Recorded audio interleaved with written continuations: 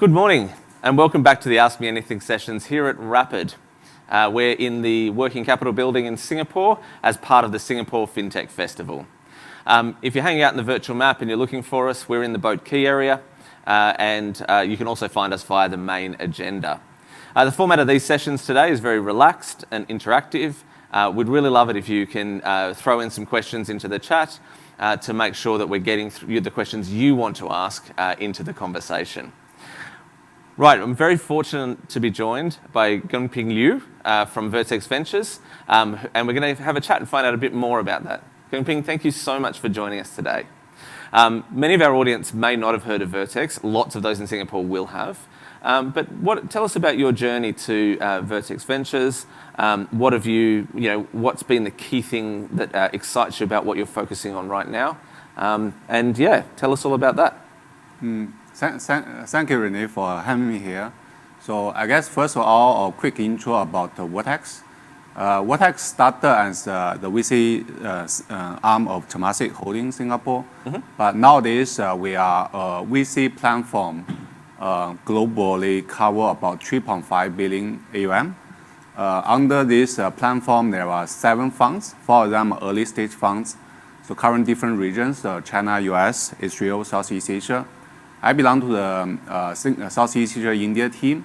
So for us, we typically cover Series A, B stage investment, mainly in 3 directions: consumer internet, SaaS, Fintech, and a little bit deep tech.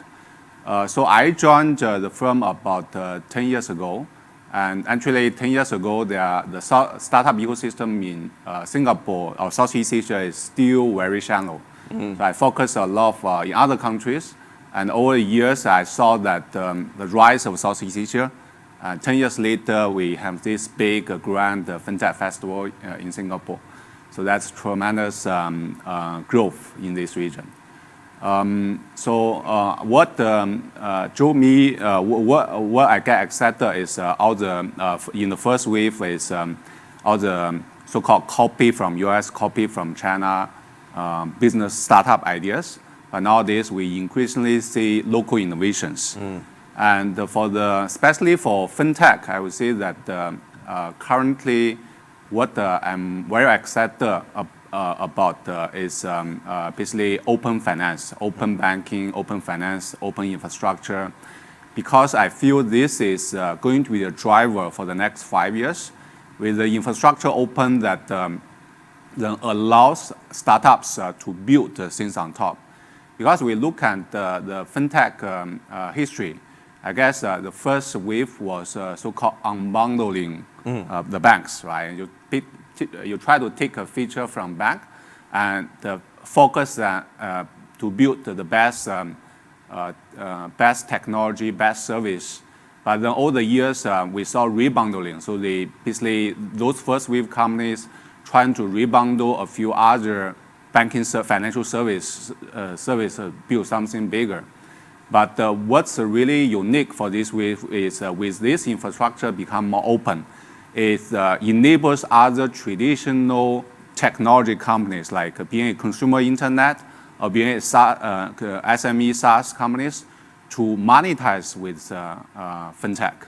So that's what got me excited now. That's awesome, and I think it really has been a huge change since you first started doing this to where we are now. In the early days of innovation in Singapore and Southeast Asia, how did you find those gems to invest in? How did you critically analyze that? What were the important factors going into the decision-making process? Yeah, so I guess it seems like there are 2 questions, right? How do we find it and how do we analyze? So I guess finding it for early stage VC fund, finding it is basically, there's no shortcut. So basically you are supposed to be always on the ground, mingling with people, build connections so that you get connected to some of the inspiring founders or you get introduced. So people know what you are looking for and people know that you also have a lot of information and a lot of value to bring to whatever, to the future, to the great entrepreneurs. So through this kind of social network information flows, And that's how you get the access to the really good founders. Then another source, of course, is slowly there's increasingly broker financial advisor network. Then we also got a lot of cold calls, but the top quality is always from our firm, our firm's network over the years. Like Vertex has been here for 33 years already. So we do have a very strong personal and a very strong firm network here. Then how do we analyze it? I would say that the typical VC always look at a few key things, right? The market size, the founder quality, the differentiation. And whenever we typically do two type of analysis, is top down and bottom up. So basically, top down, we identify certain directions which we thought are very interesting. Then we try to dive deeper into the industry and look for opportunities, and then follow them, even if they are too early stage, and then follow them over the years to understand better. So the bottom up is basically like in the beginning we mentioned. You basically get access to great founders either in the coffee cafe or in pub, and some of the parties. You get to know them, you really like them, their energy, and then you follow through. You realize what they are addressing is really a great market. From there, basically you still kind of come back to the market fundamental, then the founder quality and like value proposition differentiation, technology differentiation, those type of things. You know, that people aspect is really important, right? We're here at the Talent Summit today, and we're talking very much about people. That networking that you talk about is kind of the lifeblood, I think, from a VC, right? Because that insight is so important. When you are building that network and looking at a founder and a founding team, what do you think the most important things, most important characteristics are? What that give you that feeling? Can you help to describe that when you connect with that energy? Yeah, I would say that typically first, like what attract us, the first impression is at least for me, usually it's the great founder are always hustling around. Right? I'm not sure how to describe it, but when you are near them, you feel it. Yeah. It's just an energy, right? Then from there, all of them are super smart. Yes. They talk rationally, meaning that they can communicate the idea clearly. They can inspire you to kind of reach to reach to the few points we were talking about. You realize they are addressing a fantastic big market, right? Then the founder quality or part already checked, and they are able to share with you how they are different, why they are doing so, right? So the energy and the rationality from the conversation really will build a very strong first impression to get you to really want to follow up with them and to dig further. So let's say I've got a big idea, right? And I want to solve a big problem, but I'm worried that that's not me. What should people who are aspiring founders do? Have you got any advice for them? Yeah, so I would say it's a typical process for any founder or for any investors, right? We every day in our career or even our personal life, we solve problems. We got inspired. We want to see if it's entrepreneur, they will say, hey, is this a big idea? Is it worth to build something? For investors, it's like, is this a really big market? Shall I really dig further about it? So I would say if you had such a big idea that you feel like you feel all the energy you want to pursue it, then naturally I would suggest just talk to more people with a very open mindset. I want to stress the open mindset is because I met I do meet a lot of founders, and when they are meeting others, they already determined that that's something they are going to do. They just want to sell the pitch over. But open mindset means like you are going to talk to people, trying to check like what the information can you collect to validate this idea, and why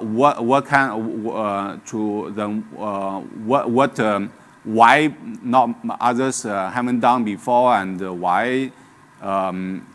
what kind of failure you can learn from like previous ideas. Because you say in our world today, the totally disruptive new idea is hardly come, right? Whatever idea you have might be tried by others. Either they are not doing it at the right time, or they didn't do it in the right way, or they just didn't, like some of the factors wasn't ready, like maybe like technology like AI or blockchain, right? So just need to cross-reference, like talk to more people, cross-reference all the information, and from that process, you either convince yourself, and actually you may convince others along the way, right? Building startup is always a recursive process. Like there's seldom idea like from day one. It's already very clear, like 5 years, 10 years, the roadmap is so clear that you don't really need to change along the way, right? I think the open mindset, being flexible, fast learner, is very important during this process. So the first step, being open, talk to more people, and and try to verify what you want to do. I think that's a really powerful statement because if the answer is that clear at the beginning, then the problem has already been solved. Yeah. Right, because it's that ability to ingest feedback, to bring people on the journey and be challenged without losing hope to move forward. So no, thank you for sharing that insight. One of the questions I've had, is how did you guys at Vertex respond over 2020? It's been a big change for everybody. You talked about getting that feeling and that energy in the very personal construct, so a coffee or at the bar and that kind of thing, and that founder energy brought a big smile to your face. How have you addressed that, and how have you managed to find that in your discussions with potentially new founders or new companies during 2020? Yeah, I think year 2020 brought a lot of challenges for sure. So Vertex this year, we raised a new fund end of last year and started investing this year. And lucky for us that our investment pace has not been quite impacted. So this year we did about 11, 12 investment. Then what was positive for us is that one, we have like 3 local offices in Southeast Asia and plus India. So basically Indonesia, India, and Singapore. Secondly, we do have strong local partners. And Vertex Holding, we also invested like two ventures in Vietnam. And then we have worked with a lot of other VCs, like collaborate with them in many other portfolios.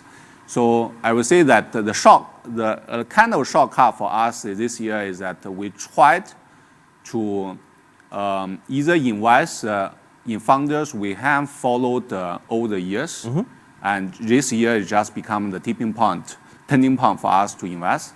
Secondly, we try to invest in founders with investors we know, so as a cross-reference check. Then thirdly, we try to invest in the countries we have a local office, so that people can still have the kind of like face-to-face meeting when necessary. And lastly, I would say that we try to invest in founders like through our network. Like for example, we invested in a founder which is a very close friend with another founder. So the kind of VC connection, social connection, somehow is still there.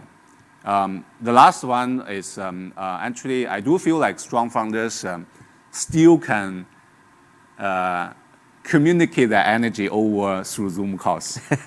Yeah. But so far we haven't done a pure like online investment yet. Okay. I mean, it's still. I love how much the founder energy brings a smile to your face, even through Zoom. I think there's so much to be said about that very specific energy around an idea that's important. How have you seen? I mean, have you seen situations where perhaps throughout 2020 or other challenging circumstances, a founder has lost their energy, and then maybe even or a founder has lost and regained their energy? Are there any stories like that? Or is it sort of, just all energy all the way through every challenge? Yeah, certainly. I would say that founders are also human, right? That and the average human, they are probably just like a little bit more strong-minded than the average us. That's why they took the challenge to start a company. So I would say that around like March, April, everyone saw that the market tanks and suddenly the capital market is becoming really cold, and quite some average person panicked, and quite some like founders also panicked. But I do see that after May, that basically everything kind of come back. That in a way it may even be positive for some, more positive for a lot of founders. That we all see that like Nasdaq went like come back with basically a bull run, right? Which all the Airbnb 100 mil, DoorDash 100 billion, right? So Zoom. So I think a lot of the tech startup actually suddenly feel that this probably is even better positive for them, and with this COVID, even with COVID going for a while. So I think within Vertex portfolio, that at least most of our founder was able to handle a while. In the early days, everyone turned conservative. Like, let's try to make sure that let's try to manage the cost and prepare for the long winter. But then as the revenue come back, and actually I think the tech startup world actually by average probably benefit more than the traditional business from this situation. So among my network, actually I would say that probably I'm a bit lucky that I didn't really see any founders really was like suffered really too much from this COVID. That's really rewarding to hear, because I'm sure that's something that plays on the back of the mind of a founder. Is like, what if I'm suddenly not excited about this anymore? My question following on from that is, as a VC, or as having a portfolio of companies that you spend a lot of time with, what do you feel is your role? Yeah, because I mean, it's easy to look at from the outside and go, once the money's been, once the idea's been sold and the money's been given to the fintech, well, that's the end of it. But that's not the end of it, is it? There's a lot more. It's a much more active role. Yeah, I would say that this is I probably can share from a few different perspectives. One is from individual perspective, right? I'm in this industry 10 years already, and in the early days, I actually before joining VC, I wanted to become an entrepreneur. After joining VC, after you see all the idea, time to time you still feel the burning feeling that, hey, maybe I shall like start something. But over the years, I feel that as personally as an investor, actually you have the opportunity to kind of pick the idea and pick the entrepreneurs in the early days and grow from them, right? You don't really need although as an investor, some investors still have the burning feeling of build something.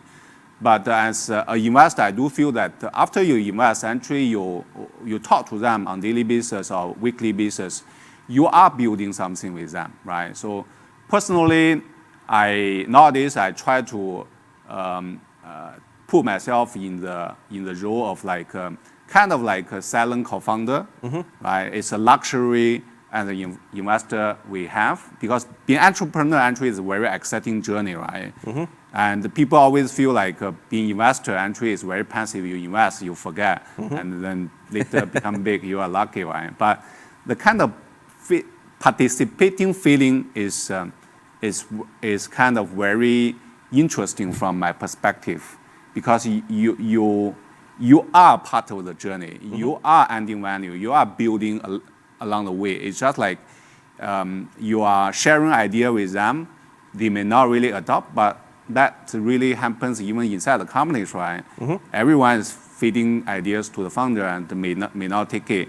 And it's just like from execution, we probably less involved, but then you are engaged with quite a few startups. So that's a luxury from the individual perspective. But from firm's perspective, our firm truly believes that the so-called the core VC model is like you really be selective with your investment. Then once you invest, then you shall commit the firm's resource, effort, and mindset to really help them, so that you can increase your shareholders' value. So that's it. This is more from ROI perspective already, right?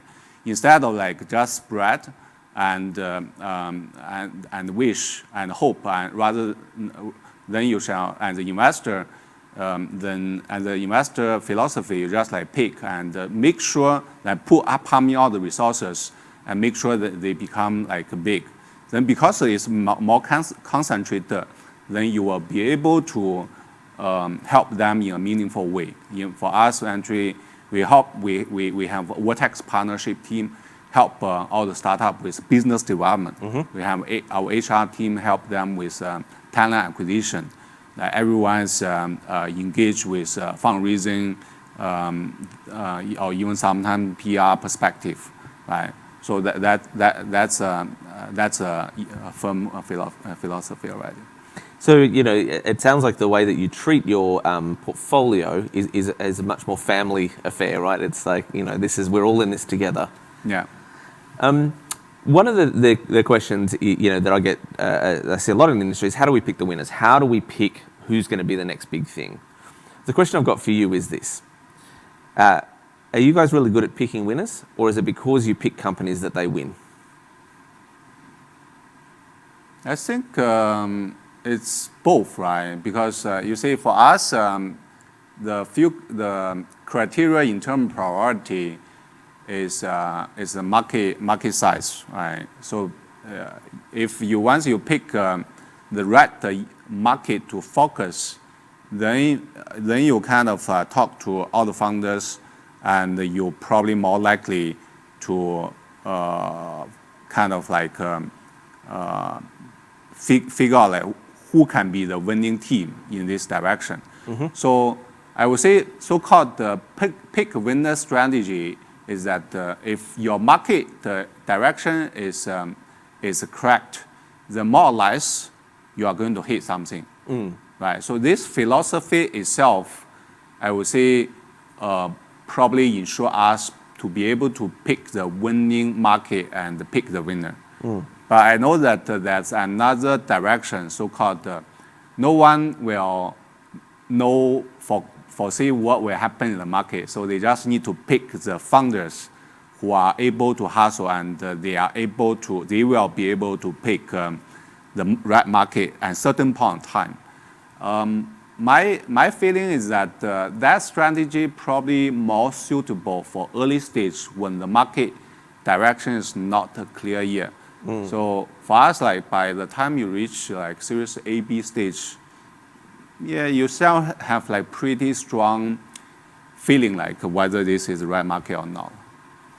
That's very helpful perspective, and I think you're right. As the business model matures, it becomes clearer what the direction is, and you gain more certainty. Following on from that, I'd like you to talk us through a particular space that you're interested in at the moment? Obviously, you don't need to be, completely open about who you're talking to, but what do you think is some of the most interesting stuff happening right now, from a market perspective or from a trend perspective? Yeah, so I would say that we shared briefly the different features of fintech, like unbundling, rebundling, and now it's embedded finance with open infrastructure and certain technology disruptions like AI and blockchain.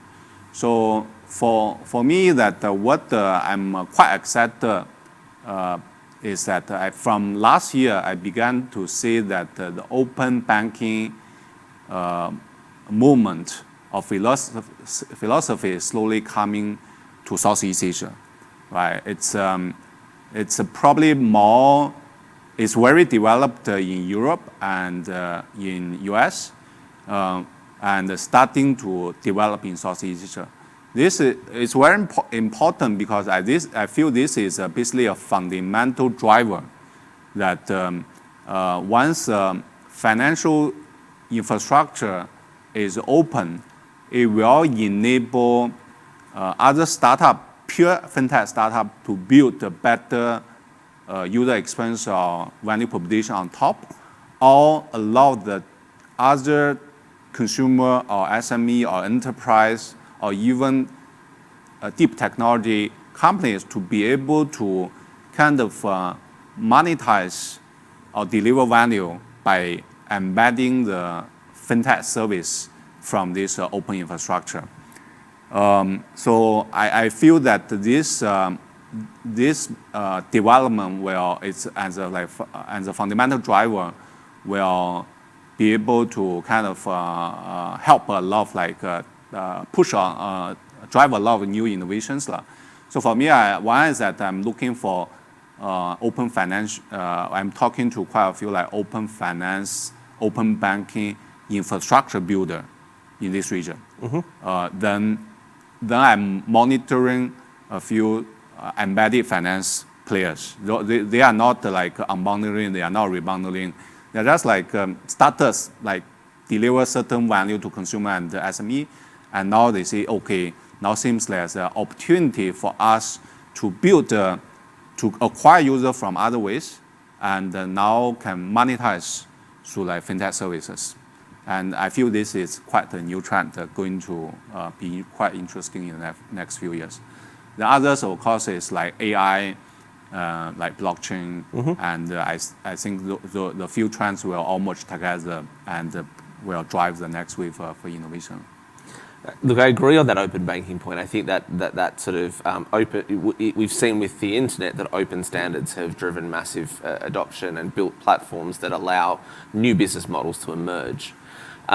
What I think is interesting though, and I'd be curious about your thoughts about this, if you look at Southeast Asia in particular, we have a number of large platforms which are also offering a store of value and financial services within the platform, right? Typically they are ride sharing or similar platforms that have emerged. But in the construct of openness, are we at risk of building walls around these ecosystems which prevent openness going across the ecosystem?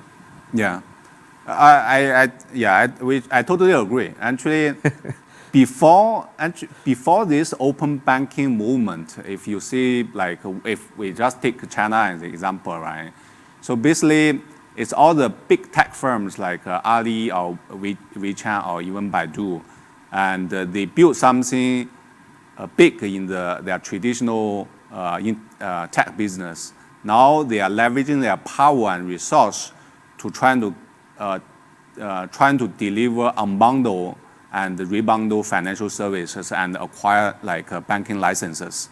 And so far for Southeast Asia, the tech firms are adopting this approach. That it's the strategy entry is going to be a closed like system. But this time it happens that this open banking infrastructure, the open banking movement come to Southeast Asia from US and Europe, and then once it's open, actually what traditional players have the users they have, but the closed wall they built is still useful for them. But at the same time, they won't be having any advantage from like say value proposition delivery and the regulation and the infrastructure. Imagine like the last wave of fintech companies, whatever they want to build, they need to solve the technology infrastructure. They need to solve the financial service infrastructure. They need to solve the regulation license issues. But now all these issues has been kind of solved for them. And now they just need to build user experience and value proposition on top of it, compared to whoever want to go through the China route, the Ali or WeChat route. It's like they have the certain value proposition and they try to build something close to them. But they still have their advantage, which is the user, they do have the user, right? But what advantage is going to be much weaker compared to the traditional type of player without the open infrastructure. Do you see a world where I can use my Alipay wallet to buy things on a Grab ecosystem? We get to that level of openness? But what do you mean by that? That like Alipay plug into Grab? Yeah. But these e-commerce ecosystems are all building stores of value, right? So you've got a Grab wallet. Living in Singapore, you get the opportunity to have lots of different stores of value, whether it's your e-tag for the road or whether it's your EasyLink card, your Grab wallet, your Lazada wallet. There's all these different stores of value, right? And we talk about open finance. It's the ability to have choice around where you store your value and then how to use that value, whether it's to make a Lazada purchase, to book a Grab, to do whatever it might be. Right now, I have to take my core store of value and portion that across various other value stores in order to access services. When we talk about the open finance movement, it's not about that. It's about saying you can choose your provider and still have access. So, okay, I would say that the philosophy is pretty much on that direction.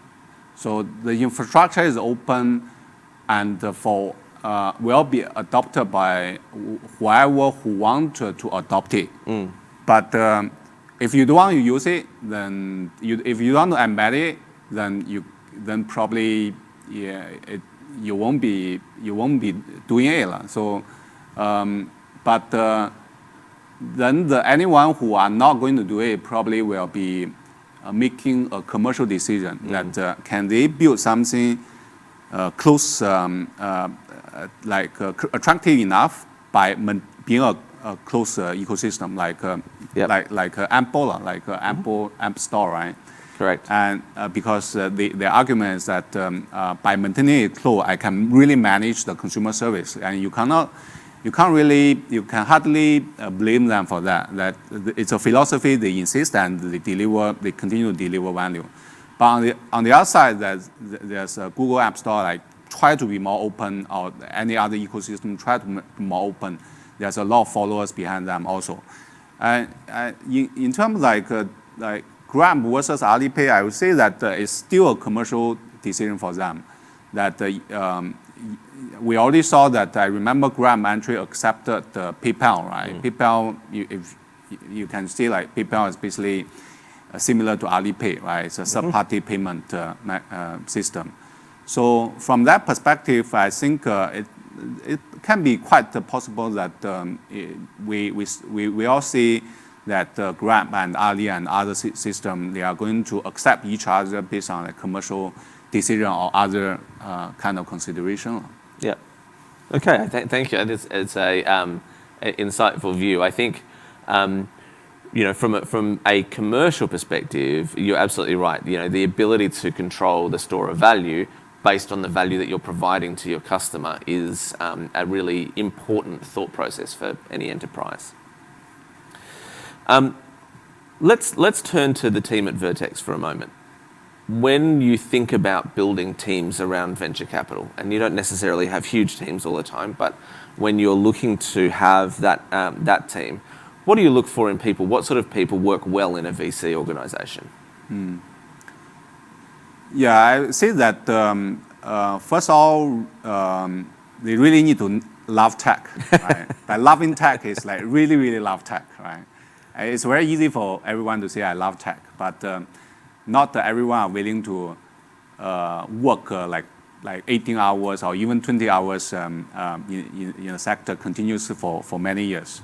I usually tell my younger colleagues that VC is a career that really tests your patience because it's not like a public market, right? You make a decision like 6 months, you will be able to see returns. By returns, the money in your account, right? VC is that you need to be patient, like to look for deals to invest and then follow them through. And and to prove yourself, you also need a fairly large portfolio because the failure rate is high, right? Fairly large portfolio over many years to really show that you can generate return. I mean, like Airbnb, I think the transaction it took them like more than 10 years to get listed. So number one, love tech. Number two is patience. Number three, analytics, right? Because like in the VC world, there are not many numbers to crunch, right? It's, so-called analytical skill is also different from like PE, from investment banking, from all the others. It's more like to kind of put all the big information, all the like the dots together, and still come out with a kind of view, either very convincing, or you get to be able to convince others. Yeah. So so then the perseverance is that is kind of similar to patience, like, but there will be a lot of setback that as similar to being an entrepreneur. That's why my feeling is that it's you probably want somehow a certain part of your life that they may wanted to become an entrepreneur, but then they choose a VC life, and then the VC life actually may help them to satisfy certain interests of their entrepreneurship kind of dream. So, of course, the luxury is that you are not really rely on a single opportunity, and you get to be able to talk to more people and explore more ideas. So, like kind of like a certain entrepreneurship type of quality, and plus like all the like social, all the other side, like also like social networking. You'll be able to mingle people. Yeah, it's interesting, isn't it? Because the investments that you're making are over a similar horizon to the idea of the entrepreneur, and so therefore your experience is necessarily similar to that of the entrepreneur because you're on the same journey. Yeah. Let's talk about what happens next, right? So we've invested, we've been on the journey with the entrepreneur, the business is growing well, and it's getting time for either an exit, in one way or another. One of those might be an IPO. I guess I've got two questions. There's been some comments around the size of exits in Asia, and potentially that founders need to move to the US in order to get the level of exit that they want. So I'd like your thoughts on that. And secondly, there's been a huge amount of discussions around IPOs, right? And some IPOs have gone not so well recently. When companies IPO, they move from a 5-10 year horizon in terms of planning to a 12-month reporting cycle. And I'm interested to know what impact that has on firms. So sorry, it's two big questions there. First question, what's your view on exits in Asia, and where are we and where should we be? Well, it's pretty simple, right? The reality is currently the number of exits are small, and in terms of size are small. But the context is that, as I shared in the beginning, I joined the Vertex 10 years ago. And in the beginning, there were no startup ecosystem. And then 5 years ago, then the wave of, actually 8 years ago, then Rocket Internet came. Then 5 years ago, the wave started by Gram. Then now we have C group reach 100 billion, right? So within this context, you cannot, we shall not complain that that in Southeast Asia there's so small number of exits and the exits is so small, right? Because along the way that every year we are complaining for different issues. In the beginning, it's like, hey, there's no angel investor, right? Then the Temasek founder and the Singapore government funded a lot angel funds. With the fund. Right? Then there's no A investor. Then Temasek funded a few A round investors. No B investor, B round investors. All the B round investors are from overseas. Okay, nowadays you see a few B round investors, but those investors with the ecosystem become mature, the investors naturally surface out. Instead of in the early days, it's you need to seed fund angel investment, you need to seed fund A round investment. But nowadays it's the foreign investors will come, travel here before the COVID. COVID suddenly delayed a lot of things. So the foreign investors come, a lot of foreign funds are setting up their office. A lot of funds are starting up here.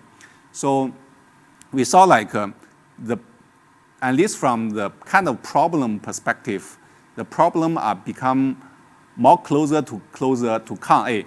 How many IPO are there in Southeast Asia, right? So in between now, yes, how many M&A, how big is M&A? It's a natural problem, but it's a natural problem within the big context that I'm glad that today we get the luxury to even ask this question. 5 years ago, you don't get the luxury to ask this question. So that means, we are rich at a certain stage, and probably 5 years later, it's people are going to complain, come on, there are only 5 IPO from Southeast Asia this year, right? So yeah, I would say that the question is fair, but it's some kind of problem. The ecosystem overall is addressing and it's improving. No, that's brilliant. And so basically, what you're saying is, whatever we're complaining about now is what's going to happen next. Yeah. So let's go back to that IPO question. Do you think that there is some downsides to IPO? And then the reason I say that is, if you're a company, you've got a very clear vision, you're solving a very specific problem, you've got good capital deployed against solving that problem, and then you go to IPO and you move from having conversations with your investors to having public conversations with your shareholders, which are in many exchanges after listing are very time-bound. Quarterly updates, earnings predictions, and it's a very structured construct. Do you think that changes the way a company invests and innovates? Yeah, certainly. Actually, even without talking about IPO, the capital market itself will change a lot of dynamics. And some friends who are starting company, actually, before they raise financing, even from the angel or VC, I always ask a question are you